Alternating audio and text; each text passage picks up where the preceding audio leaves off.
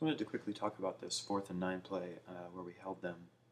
Um, Not so much because we played great on this play, but sort of to talk about Oklahoma State a little bit.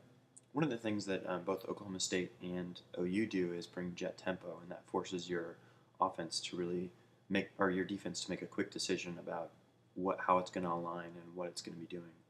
But then what they'll also do is mix that with the threat of the jet tempo allows them to get a look at your defense, look to the sideline, and then get a targeted call to attack that defense. And that's something that I felt like gave us more trouble necessarily than the jet tempo, is that they got a lot of targeted calls against what we were showing. Now, Diaz tries to combat that in a couple different ways. One of the ways he tries to combat it is that he does a lot of disguising of his coverages. So he'll show one coverage shell, like a quarters coverage, and then shift to a different coverage, like cover 3.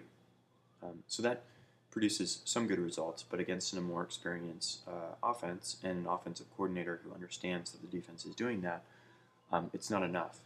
So what I'd like to see more of, and I think what Diaz's ultimate goal is to have more situations like this, where when he sees the offense audibling, then his defense feels comfortable making it audible on the field. And here we do that, and I think he'd like his defense to be doing that regularly. We're not to that level of comfort. We do it sometimes, but we'd like to get to where we're doing that regularly. And if that's the case, you can disrupt the offense's ability to make targeted calls against your defense, and you can end up in defenses where you catch them off guard a lot more. And that's the case. What we do here is they get a call that's targeted to take advantage of that soft man coverage. And instead, what they're going up against is a 3 deep coverage, and they're going to have a tough time completing those deep routes against the 3 deep.